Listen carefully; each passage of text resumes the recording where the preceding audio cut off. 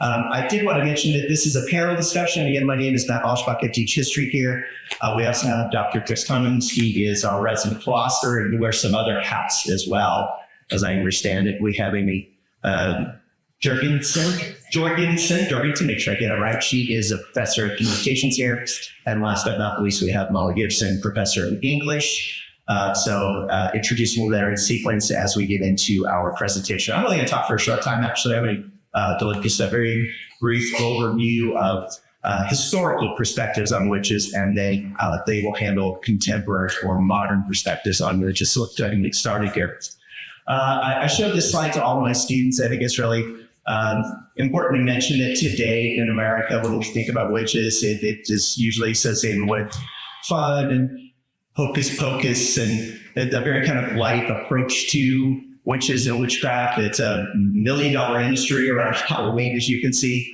But as a lady pointed out in my last presentation, she was from, I believe, Nigeria and Africa, and she pointed out that in some countries, witches are still very real. And what I mean by that is accusations of witchcraft, prosecutions for witchcraft are still very real with very real consequences. So we kind of look at it in a lighthearted way here, but not so in several other less developed nations. So let's take a look at just, again, admittedly brief overview of the history of witchcraft and witch trials, particularly in Europe in the Middle Ages and early modern period. And then I'll talk very briefly about Salem as well. As you can see here on screen, from about 400 to 1700 AD, so that's well through the Middle Ages and early modern period in Europe, it is estimated somewhere between 30 and 40,000 people, primarily women, were hanged or burned at the stake or otherwise executed because they were thought to be witches or wizards or heretics. I always try to expel the mythology here. One of the popular misconceptions, is that people accused of witchcraft were burned at the stake or burned alive. And while that did happen, it was actually quite rare. Typically, someone that was convicted of witchcraft and slated for execution would have been either hanged or beheaded and then burned so that the devil could not continue to use their corpse to afflict humankind after their death. Still, I've got to point out, being beheaded, being an awful way to die, right? So, not that much consolation. It was considered a small mercy to be hanged instead of burned alive. And that witch mania, it's a term that I coined, witch mania. I try not to use the term hysteria because its origins are Greek and it suggests a female panic, right? So it suggests that when someone is hysterical, that it has to be the root of it, the cause of it is women. So it's rooted in gender. So I'd say the witch mania, it really spikes during and after the Protestant Reformation, when the Catholic Church becomes really obsessed with rooting out heresy, trying to purge the church of infiltrators of Jews and infidels and Muslims and witches, right? So we see a major spike in the number of accusations in Europe in the 1500s and 1600s as a result of this. And of course, I have this image here which suggests people being burned alive. It did happen. It was usually reserved for people who refused to confess. If they were defiant, if they were resistant, if they did not abide by the rules of the court or the church, often this punishment was reserved for them. So think about it. People who knew they were innocent, people who knew they did not, they refused to admit to doing something that they knew they weren't guilty of, get the worst of it. Throughout history, women have often been seen as agents of the devil, particularly in the Middle Ages. Women who were doctors, were healers, curers, and midwives were frequent targets because they seemed to have supernatural powers and a connection to the spirit world. Healers and curers, people that had an advanced understanding of herbs and roots and homeopathic remedies, potions, emulsions, and this sort of thing, right? To treat a number of different legitimate ailments. But if the person they were treating did not recover, they might be accused of witchcraft, right? So it could get you in a lot of trouble. Being a female healer was a really dangerous profession. Midwives were considered to be particularly dangerous because they had access to newborn life. So the idea was that if you didn't pay attention to these women, that they would abduct a child, a newborn, and carry them off into the dead of night and sacrifice them to the devil, which is Sabbath. This is the Malaise Malpacar. This was produced by a couple of German Dominican monks in the late 1400s. And it's really a treatise on how to identify what witchcraft is, what is orthodox, what's outside of that orthodoxy, and then how to go about identifying people that are witches, prosecuting them, and then holding them accountable in order to purge the church and mankind of satanic influence.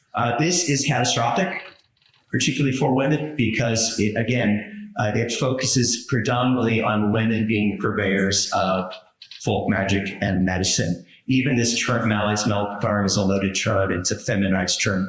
The most accurate translation of the Malaise Malpacar is a hammer of female evildoers, or a hammer of witches. So the suggestion is that not all women are witches, but witches are almost always going to be female. There's also this issue of power and control. Our kind of record suggests that some male inquisitors used accusations of witchcraft for sexual gratification and to reestablish control over women who were subverting or challenging the male dominant order. Inquisitors, usually members of the clergy, many of them Catholic priests who were celibate, would perform interrogations, strip searches, intimate questioning, torture, and public shaming in order to show these women who was really in control. So a lot of these, the Inquisitions in Spain, the witch trials throughout Western Europe, even the Salem witch trials, these are attempts by the men, again, in positions of influence and dominance, church leaders, political leaders. They are trying to kind of right the subversion of the male dominant, right? They're trying to turn things back on their head as they believe that they should. This is King James I of England. He plays a big role in the spike of witchcraft accusations that we see in England and areas of Western Europe. He was crowned in 1603. He's really preoccupied with Satanism, demonism, and the occult. And right after assuming the throne in England, he published Demonology, which was, in his view, an authoritative treatise, again, on how to identify witchcraft, how to identify someone that was in the guise of a commoner, peasant, but was in fact a tool being used by Satan in order to inflict harm on men and on the world. He convinced Parliament to pass the witchcraft statute 1604, making the crime of witchcraft punishable by death. And just as an aside, he is also the man responsible for commissioning the King James Bible that most Protestants use today. So, good bad. Good bad. Just a really brief overview of some of the most heinous witch trials that occurred in Western Europe. Again, totally, this is just some of the worst of it. There were hundreds of witch trials that took place in Western Europe in the 15 and 16 and even early 1700s. So I'll let you take a look at those there. The one that'll bring your attention to is that one at the bottom, the Swedish witch trials. Only lasted a couple of years, but it was one of the worst. Hundreds and hundreds of people were executed, were rounded up and were held accountable. They were convicted of a number of different crimes. Ultimately, there was kind of a lull where they decided they weren't going to do anything, but there was this terrible moment that took place on a particular development when all of the men and women, mostly women, just as an aside, I should mention that throughout the history of witchcraft trials in Europe and the Americas, the ratio is about 80 to 20. So 80% of the people accused of witchcraft are women, not 20% are men, 20%. And that also reflects the number of people executed. So in the Swedish witch trials, on a particular day, there had been this lull. It seemed like the crisis had abated to some degree. All of the accused witches were invited to church. They just thought it was a normal day. They went to church. The doors were locked. They were apprehended. And then members of the community actually marched these people out into the field, beheaded all of them, and then burned all of them. Just really a gruesome set of circumstances. And we always have to ask ourselves, how could God-fearing, normal, Bible-believing people do such a terrible thing? As I mentioned in my last talk, you have to remember that at this time in Western Europe, talking about the 1500s and 1600s, human beings have absolutely no understanding of modern science, of epidemiology, of climate science. They don't understand, any of the things that we do. So when bad things happen to them, when there was some tragedy in their family, when there was some illness or disease that afflicted the community, as a baby died in childbirth, a woman died in childbirth, the logical explanation is it must be the devil, right? Satan must have infiltrated our community. We need to identify who was responsible for this and bring them to justice, purge them from our community. Sure. This is Matthew Hawkins, the so-called witch finder general. I was focused on this one because this is about 40 years or so before the Salem witch trials. Obviously, the Salem witch trials take place in New England.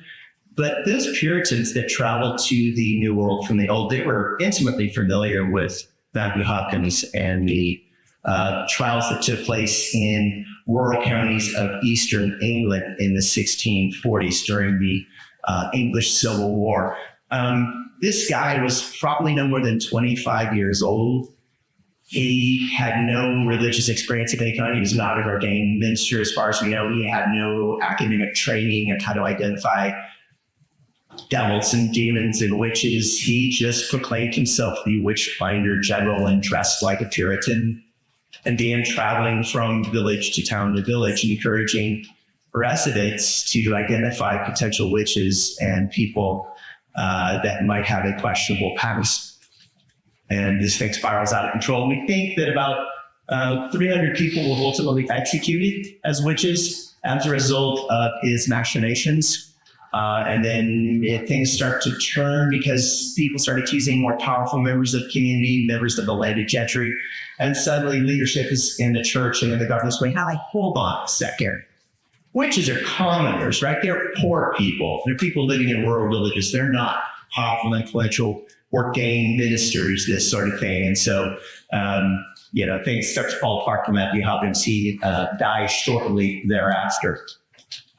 The Puritans were certainly very familiar with this history of witchcraft, hunts, and prosecutions.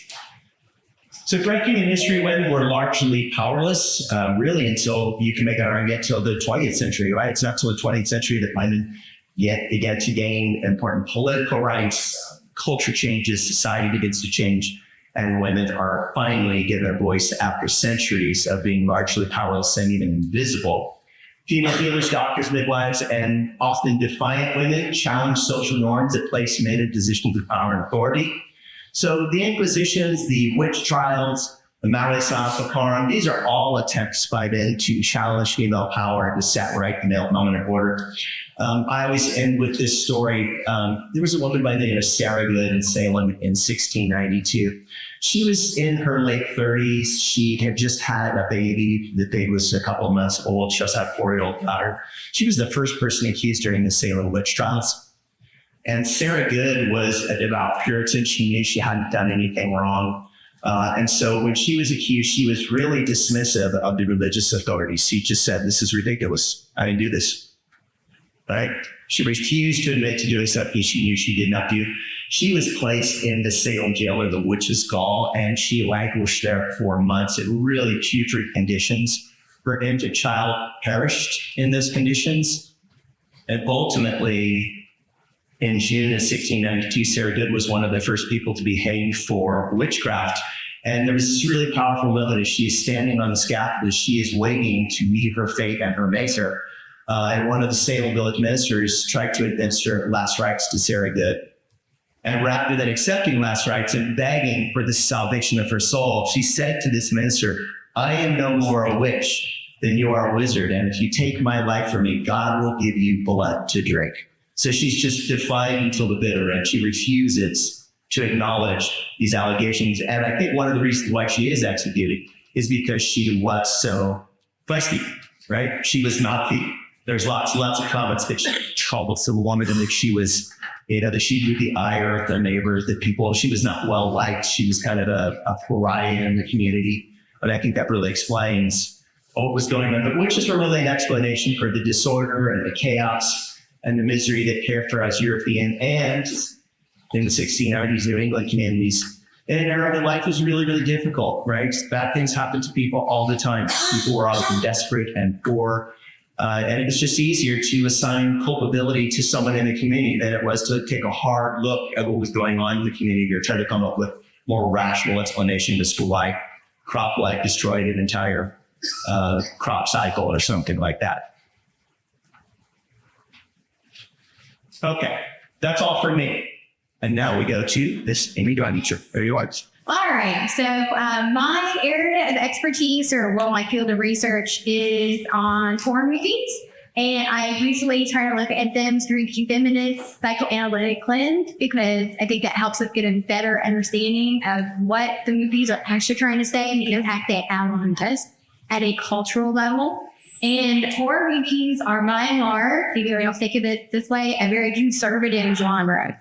They reinforce a lot of the things that society wants us to believe, particularly about women I'm talking about. So one of the things I'm going to start with is a quote from a film scholar named Barbara Freed, who's very influential on the work that I do. And she said, "There will always be horror films that present negative, nasty images of women as long as we live in a misogynistic world. Horror reflects society, but we probably need a more thoughtful horror films that speak directly to female experience." And so we're going to look at how, and I'll try not to spend a lot of time on any of them. If you're interested in learning more, I'm absolutely always open to the question. But just for time's sake, we must look at all of them. So I think witches have been in popular culture for a long time. Up at the top in the corner, that is a picture that would be like from Macbeth.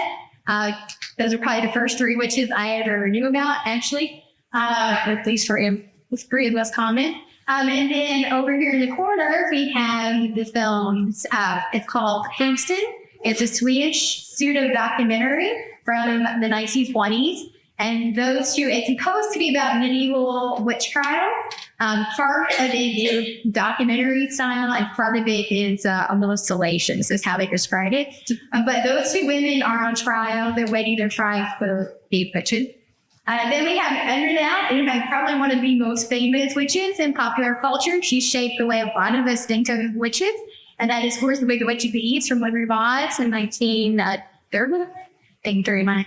And then next to that is a picture from a more recent movie in 2016. It's from the Oz Baby Jane Doe, which actually, if you were with us last night, we just watched that. Part of our book movies for the Salem Witch and stuff. So clearly, witches have been around in popular culture for a long time, and they're shaped by how we view women, and they are also shaping how we view women. In all of these cases, they are considered dangerous. They're threats to the norm, the patriarchy, right? And so that's what we're going to look at a little bit more. So when we look at witches and how they're depicted in horror movies today, there are certain messages that we can take away. And so we're going to look at 5. Like I said, I'm not going to spend a lot of time on all of them, but I kind of give you some examples. With each one, that these are the 5 takeaways we're going to do. So I won't go over them now. We'll go over them at time. But one of them, or the first one there, is going to be the freedom from the patriarchy.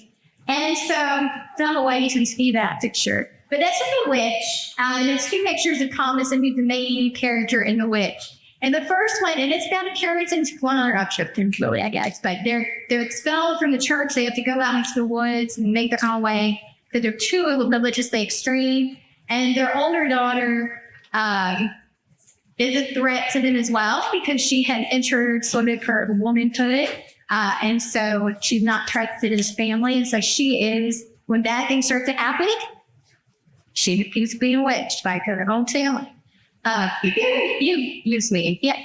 But in the beginning, in the first picture, she very much kind of like her hair is put up. She very clothed, all that. But in the other one, you can see that she's naked, but she had her hair down, right? And that is after she had put her name in the devil's book.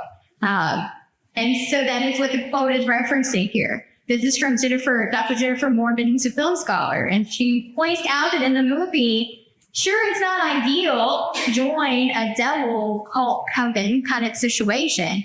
But for Thomason, in her situation, it is preferring it to living in a patriarchy that she is part of at that time. The kind of patriarchy that would say that the girl who's just going through puberty is a threat to the power and normalcy of the family. And so, and a lot of times we see that in movies, and especially with witchcraft, that the women use are depicted as being able to escape patriarchy by having these supernatural powers, which sends the message then to the patriarchy, hey, you better control these women because they're getting, if they get power, look what they're going to do. They're going to undermine your authority. And so it is not just about power or supernatural power, but then it says they shouldn't be allowed to have power at all. Because the moment they do, they are a threat, right? And so we see that repeatedly, that theme over and over again in horror films. And some of the ones we're going to share. Other than Thanks. sound. All right, second one is that women in power equal danger, which we kind of just talked about.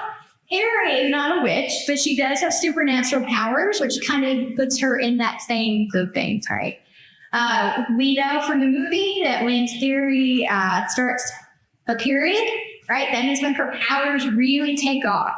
And so she becomes an incredible threat at that moment. And so we have here another woman. She is the author of House of Psychotic Women, which is actually about her own experiences as a woman dealing with mental illness and how that is reflected in horror films. And she pointed out that horror loves to exaggerate. So the idea of this girl going to the puberty as a source of horror and as a source of female power is something that shows that a lot is horrible. And it does, right? And that's because right, when a woman becomes powerful, that is when she's dangerous. So we see that in the puberty, we see that in the witch, right? That's one of the reasons they're scared of her. And so we see that repeated in many films. So you know what I mean? The next one is, and this is actually directly related also to the movie we watched yesterday, it's by Alschbach Django, because she is tortured because she was accused of being a witch, and then she becomes a witch, and then as she lays dying, she still tortures people.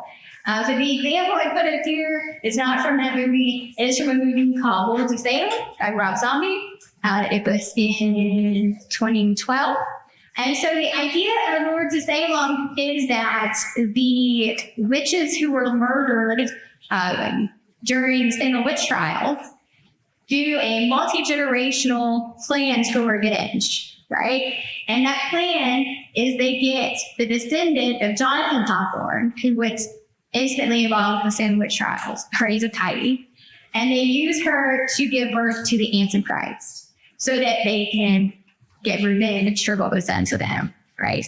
And then it's also a recurring theme that women cannot be trusted because all we want is revenge. We are always women scorned, and when we are scorned, we are super dangerous, right? And so that is a repeating theme. We saw that in Alschbach Django, we see it in Lords of Salem, we see it in lots of other things. We saw it in Carriage, right? The whole reason that she kills a lot of people is to get vengeance on just a few, but she'll kill everybody, because that's how crazy women are, right?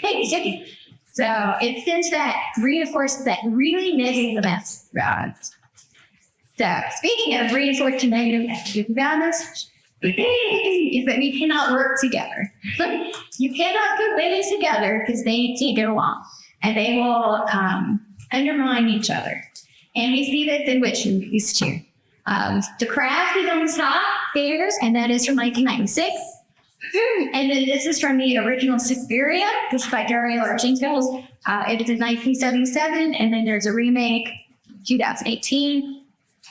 In Suspiria, it is a coven of witches who basically start killing all of the other women around them who are threats.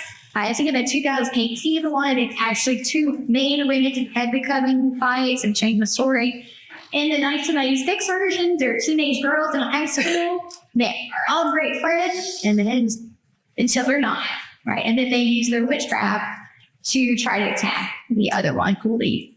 And actually, the quote here comes from Rachel Schreier, who is one of the actresses sitting there. And she pointed out, reflecting on the movie, that as teenage girls, you're hitting the age when you start to get pitted against each other. Instead of having sisterhood, we start to be like, there can only be one, and that's insane. But that is true, right? We see that all the time. We see it in lots of movies focused on teenage girls, and we see it in Witcher, because very rarely do we see a movie with multiple women working to be cooperatively together. Even the trope of the final girl, right? The final girl has to let all of her friends die. Right, all of her female friends cannot live because they are not as good as she is. She can be the only one, right? And so what a terrible message that is, would actually be because he's showing women working together to survive a threat. But if women work together, we become more powerful. And then we are much more addressed, right, to patriarchs. So, and now I gotta have to. And then the last time, witches do not need to great mothers. This is probably just, they're like, yeah, of course, they don't. But again, that is part of what, because the idea of the witch is someone who is sort of, right, not in patriarch. They're taking a stand against patriarch. They don't then apparently care about children, right? Because what are the woman supposed to be? All she is supposed to be a mom and a caretaker for other people. But witches don't do that. And so that makes us dangerous, because if we all decide all of a sudden we don't want to do our one job, then where are the babies going to come from? Who's going to take care of your babies, right? Under the patriarchy, nobody, yeah. But I think we see this again and again in movies, especially about witches. One of the best examples was Highway Hereditary, which came out a few years ago. And in that movie, Annie, who's played by Toni Collette, her mother died, and she clearly had a troubled relationship with her mother, but her mother turns out to have been the head of like a coven of witches who wanted demon to go inside her granddaughter. So she'd been grooming her granddaughter to accept the life of the demon. And then, unfortunately, her granddaughter gets killed. And so then she's like, well, I guess she's dead. So all of this happening is on the coven. And they decide, well, I guess the grandson's going to get the demon instead. And in the meantime, the entire family is destroyed. The husband's like burnt up. Toni Collette is like goes insane. And so it is really family drama. All brought about because her own mother was terrible, right? And so we see that idea again. You cannot be a woman who wants power and also take care of children and be a good mother. You can't do both. So you got to take, right? And so that is reinforced again and again, right, by what we see in these movies, particularly around witches, but also in other horror movies too.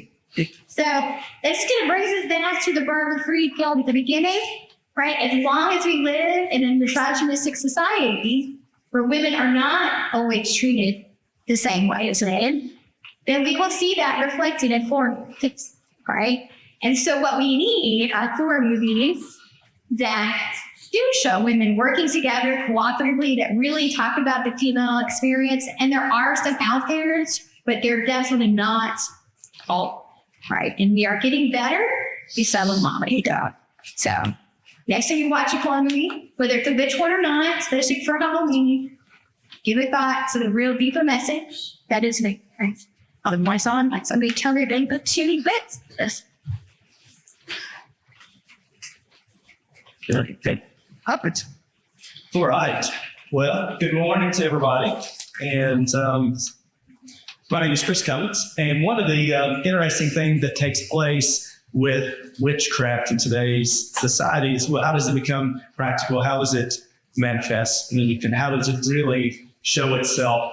One of the things that I've been fortunate enough to do through a lot of my research is interview and sit down with a lot of people that are involved with witchcraft, especially this idea of Christian witchcraft. right? So it really depends on your perspective, where you're at with this. So one perspective would be this is complete heresy, right? And the other perspective may be, well, it could be helpful or it could be very practical in a lot of ways. But anyway, one of the things that they, and this is a quote like one of the books, Christian witchcraft is a unique spiritual practice that combines traditional Christian beliefs with ancient magical traditions. Practitioners seek to harness the power of God as well as natural divine forces and energy to manifest desired outcomes. So it's a really unique kind of understanding of religion and spirituality from a witchcraft perspective. Going along with the theme, though, the demographics is really unique as well. About 90% of all Christian witches are female, with the majority of those being African American T-Rounds. And so one of the interesting things about this is what they'll tell you is they looked a lot at like how the voodoo religion came about and how that was brought from down to the Caribbean and the African coast and how that merged with Catholicism to create this idea of what we call voodoo on early stage. So that was kind of the same idea, was that they wanted to take practice witchcraft that they liked, and they wanted to mix that with biblical practices. So it's a very unique thing. It's not as popular as what we hear with, like, when we think about Black Witch or a White Witch, Wizard of Oz, something like that. But there's a lot of different sects of witchcraft. But this one is just very controversial from the standpoint of understanding that this power that they have does derive from God. It is a God-given ability, but it also encompasses a lot of things that witchcraft does. And so the spirits, the elements of the earth, and those types of things as well. So one of the things that they'll tell you, which is really curious to listen to, is that they believe when they look into the scripture, when they look into the Bible, and you look at Jesus himself, that a lot of his things that he did was by means of witchcraft. So it's really this perspective of how do they justify these things. But here's kind of their belief system. So they have a belief in the divine. So one of the things that they look at is that all of this, God, Christ, the Holy Spirit, all of these things are very much derived with a divine presence. But they also believe in their kind of sacramental type of magic. So the rituals that they do and the sacraments that they do, again, are very similar to what we see with voodoo practices, right? It's very similar to that. They have their own rituals and spell work. I have a couple of books that I was given through my different interviews, and these are like homemade books. They're sticky and pages are torn and they've written on the stuff. But it's really interesting to see what some of their rituals and their spellworks do. And then they have this one thing that's really curious, and this is a Carl Jung idea, and it's called synchronicity. And synchronicity is basically this idea of, just kind of the short version of this, how everything works together in the universe. So everything is tied together in a sense. So what they look at is they say, well, God is the source of power, and God created all this, and God created all that, and we have to harness through biblical understandings as well as kind of ritual understandings. We get to harness that information and bring it to life. So it's really curious to listen to. We kind of talked this about that. So let me just press on for time's sake. And I'll say the same thing that I do. If you ever have any questions or curiosity about this, please let me know. I'd be glad to talk with you about it. But it's funny listening to them. They all come up with about the same three things here, things that they don't like. One of the things is that the accusation of being a heresy, their interpretation of it is that they're really just reading and understanding the Bible the way it was supposed to be. And so they are very offended, or it gets very offensive if you're saying things like, well, that contradicts the law of the Bible. And again, really just depends on what side of the aisle you're saying when you're looking at this. The other thing that really gets them fired up is saying anything about Satan. They really don't like that. Now, what's interesting about Christian witchcraft is that it really kind of holds to supposed to be a positive, kind of like what we'd say like light switch would do. So it's supposed to be good things. They don't use their spells and all this stuff for evil. They look at it like the Bible does, and they say, well, Jesus helped and Jesus cured and he healed and he did these things. Therefore, that's what we're supposed to do as well. So they really get offended by anything to do with Satan. So that's kind of that stuff. And then, of course, the stigma and discrimination. One of the curious things about this, and it's really funny, when you talk to some that are kind of that have been tied up in it, they like to use the term Christian witchcraft, obviously because of the fundamental part of the Bible, the Christianity.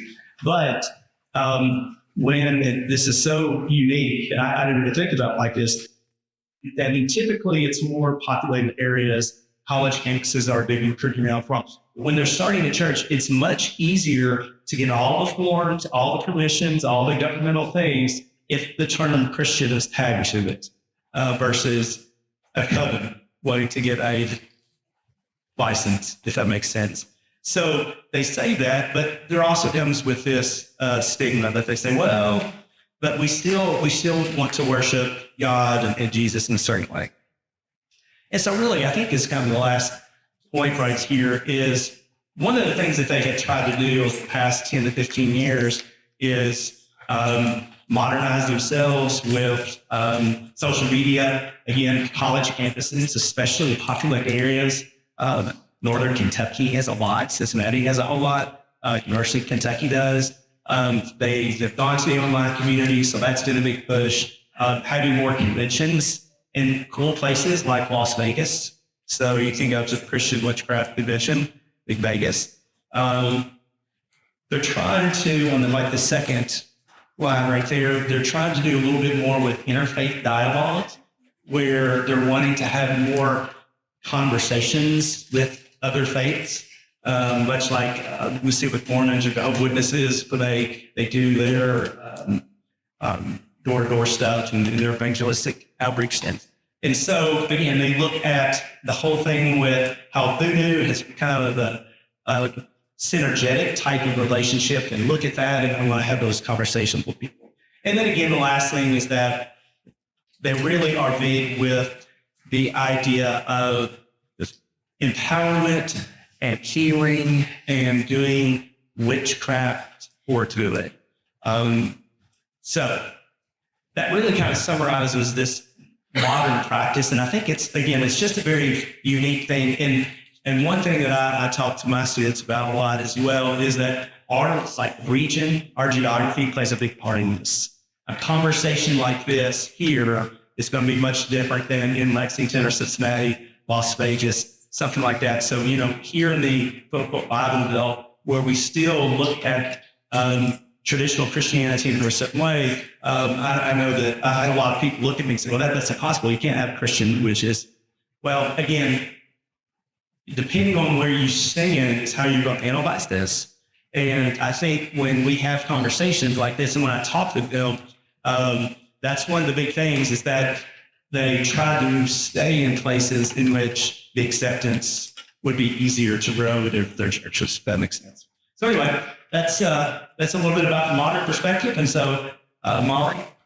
And there's connections between history and religion and popular culture and politics and language show that just those intersections and relationships are interdependent and often inseparable. I'm going to try not to be redundant, although there will be a little bit of overlap, but my background is in English, in writing, in teaching writing, but also in political science. And so I'm really interested in the intersection of language and politics and feminism. So those are the things I'm going to touch on. So even the word witch, we see some tension between whether this is a derogatory word, an invective, an insult, or if it's empowering. And we both. And I just want to note that, the witch is one example of how connotations, the meaning we infer from it, from a word, the weight it carries, that can change, but we can't entirely rid ourselves of a history of that word. So we see this in other groups as well. We've seen people reclaiming labels that were used historically against them. Historically oppressed groups like people of color, indigenous people, LGBTQ plus people, people with disabilities, for a few examples. We see, some of those words and labels that were insults being reclaimed as a way to rid them of the shame and cast off the mantle of the oppressor. People have different perspectives about the effectiveness of that word, which is one example. So the idea of label witch, the idea of the witch, historically aligned as to theme, and now we see many women claiming it, and some men as well, but especially women in realms of religion, spirituality, entertainment, fashion. You can find many different societies that probably proclaim witch or fashion that is modeled after stereotypes and witchiness. But it's not to say that it's all progress.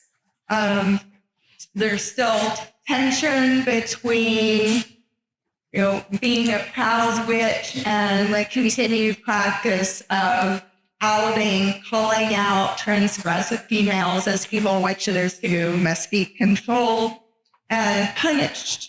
One of the fastest way to turn into a witch is to seek power. And we've seen this, it's been pointed out that Professor Alschbach has pointed out that most historically accused witches were commoners, peasants. However, they were also women who in some way had some small degree of power in a very patriarchal society. In current times, we also, current and more modern times, have seen the weaponization of which used against women who are either wielding power, have authority in some role or position, or are seeking it.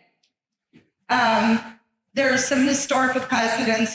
I've got some images up here. You can see this is a witchy, hag-like woman who has tried to climb the staircase from traditional roles of love and marriage to seeking suffrage, seeking the vote, seeking personal autonomy and empowerment. I just very lonely, very miserable. That. So I'm going to skip over some of the historical examples, but with powerful women, there's a long history of women in some way have power being accused of witchcraft. Example was Elizabeth in England. In the 1800s and early 1900s, in England and the U.S., suffragists were portrayed as unnatural women who neglected their husbands and children and pursued male power, power that was naturally belonging to men. So these are a couple of quotes. That is a picture from an anti-suffragist image in the media. Some scholars have there's a lot of research on this, interesting to you, but the suffragist or suffragette is often portrayed unattractive, selfish, rowdy, someone who ignored her husband, neglected her children, disrupted the affairs of the community. They tried to take on the role of men and therefore forced men to take on the unnatural role of caretaker, nurturer, homemaker. Not sure how much that really happened, but that's the stereotype. Men, of course, who were portrayed as long-suffering angels who were making some sacrifice to something in home if they were married to someone, just like Socrates. So they were often portrayed as hags, witches, postmenopausal women, right? Old maids. So they were a threat to society, depicted as hysterical. And the right to vote was considered to turn women into men, make them physically garish and haggard. So we have this history. Fast forward, how to become a witch in present times, like the president, or really any high public office. So it's an image credited there. It's like art someone has created titled Hillary Clinton is a witch who drinks children's blood.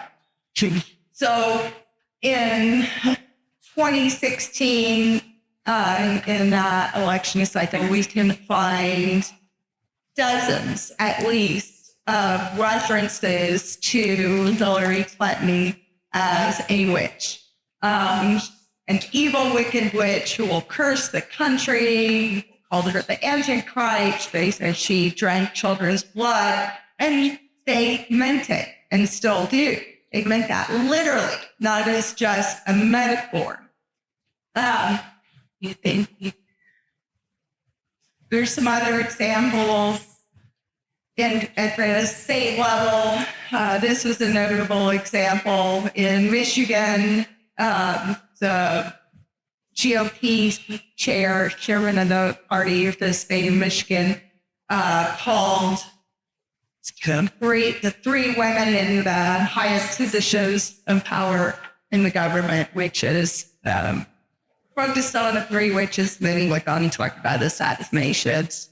2024, we have numerous examples of Kamala Harris, who is, again, a woman running for the highest office in our government, being labeled in ways that men are not, that any other man running for that same office would not be. So regardless of one's personal political affiliation, ideology,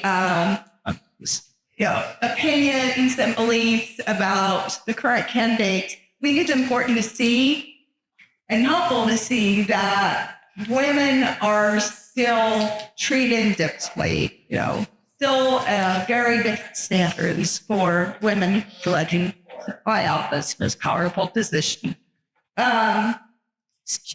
The quote there with Kamala, you have a Jezebel spirit, the personification of intimidation, seduction, domination, and manipulation. And the same minister went on to say, when I say witchcraft, I'm talking about what happened tonight. This is regarding the presidential debate between Kamala Harris and Donald Trump. Occult, empowered deception, manipulation, and domination. So he made a number of other comments publicly accusing Kamala Harris of being witch. Harris has been diminished and demeaned for her life in various ways, often it being called a cackle, which is, of course, is something witches do, right? Which is cackle. The tweet there, or it's still a tweet on X. Online nurse Robert Castle to Milwaukee. Good afternoon, Miss Clinton. That's a screenshot. I think. Say in the some not sure that might you go to the yeah. So briefly, I don't have this child rolls.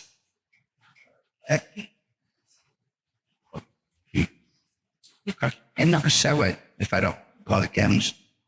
So if you want to listen to it, you can buy that. Oh, really very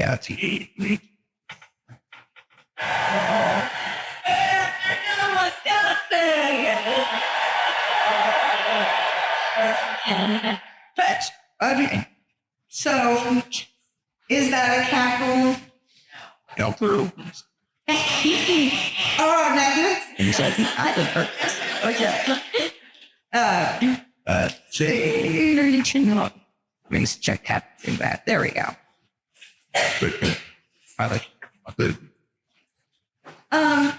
So those are just a few examples. Just finishing up here, why the label witch? Witch is an invective. It's an insult used banally against women, and it means more, although it can be used casually. Most students like call me a witch. I like that. Here, that means usually, didn't give me something I wanted, or I don't have like her rules or something about class. But that can be just a stand-in for B word, right? If you're in Rick's company, like call somebody a witch, like she's a bitch. So powerful women are also called that, but witch means more than that, especially when it is referring to somebody, to a woman with power. So it implies that a woman is always a woman who has claimed or sees illegitimate, unnatural power and authority to which they are not entitled. In other words, positions of power and authority to which men are naturally entitled. How do you get fear with? Besides seeking power in fullest office, well, you need to be outspoken, to opinionated, or what would be called assertive if you're male. You laugh loudly, laugh the wrong way, and smile too much, or not smile. Then we should smile, right? You smile more. Your appearance and dress can be wrong. You don't look feminine enough. You're dressing like a man. Or maybe you're too feminine and you're flaunting your feminine qualities.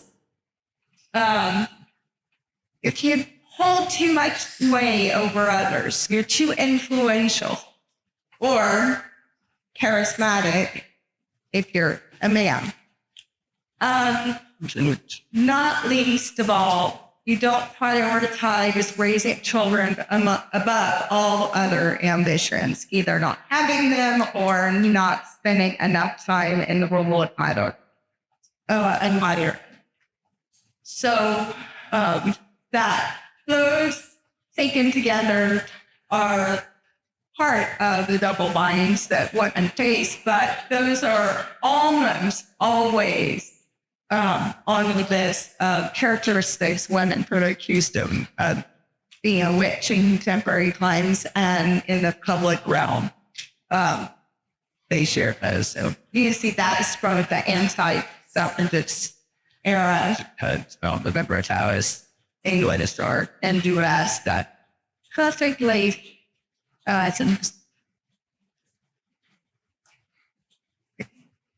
pressed. So one last thing about the idea of witch hunts that Lee's mentioning is that, well, it's almost always women who are called witches. Many men have put off this appropriated the status of victim of witch hunts, right? Something that was actually experienced traditionally and even currently on almost the titles by women. So but that's become the big defense for many men in positions of power and authority. There are just a few examples there. Former President Trump and current candidate for president used the term witch hunt more than 10 times on his Twitter in that short period. So he's afterwards Allen took issue with the Me Too movement, saying you don't want it to lead to a witch hunt atmosphere where every guy in office who winks at a woman and is said mind having to it all of year. Back in time, 1998, then President Bill Clinton was in trouble in the media for having a sexual relationship with an intern that's characterized as a witch hunt compared to the Crucible. Very recently, last year, the president of a software organization, Had to let a fever abuse. Yeah. Right. He actually ended up being married. But he claimed it was he is a victim of a witch hunt by false phone, just making many more examples. Completely. Correct. In conclusion, when we hear someone called a witch, I think, or calling themselves a witch, it's important to think about the context, the intent, the historical weight of that as well, and agencies. Does the person being called a witch have agency in the matter? If you are called a witch, even if that is not your actual chosen town or your religion associated with your religion, just remember that if someone's calling you a witch, what they probably mean is you're strong, you are seeking autonomy and to express your own voice, and you have a history of very powerful, strong women behind you. So proclaim it proudly. Emphasize, right? Witches get stuff done. Oh. So, Matt, are you? Go ahead, start Julie. Are there any questions? Rodney. Did anybody who went on trial accused of being a witch get found to not be a witch, considering the trials were, moments long, 3 minutes or something? So were people acquitted of being witches? Exactly. Yeah, many, most. So in that short amount of time, they were able to defend themselves, and there were many people that were acquitted of witchcraft because the evidence was specious, or because their husband was an ordained minister, or the wife of the governor, and that's often why we see, in witchcraft, there's a spate of accusations, and often it's when it's someone that's in a position of influence and power is accused that the religious or political leaders go hopeless, and they start to backpedal, and they, sometimes they'll dissolve community. A lot of the witch trials take place under what's called court of terminaire, which is literally like a community court, like a court of your neighbors, that the term Ridolfer has. And often, particularly in the set of witchcraft trials, 15 to 20 minutes, that's how long you had to defend yourself. No attorney or no attorneys. This idea you literally have to face down these religious officials in scary robes and big hats, with degrees from Harvard, and you're just a peasant girl, right? It's really terrible. Yeah, good question.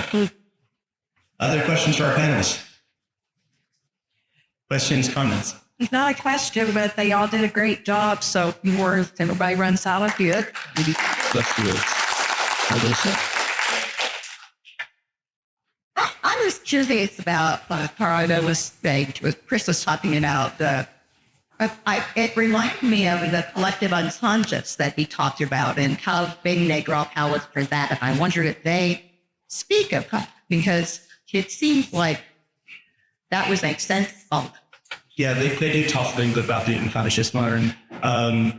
But what their main concern is, or their main focus is, how do we take the elemental spirits that are of the conscious mind, along with the divine powers of God and the Holy Spirit, and how do we synchronize that so that the manipulation of elemental spirits, manipulation of the world, that comes about. They do understand it a little bit, but they don't talk a lot about the unconscious and understanding. But it is there.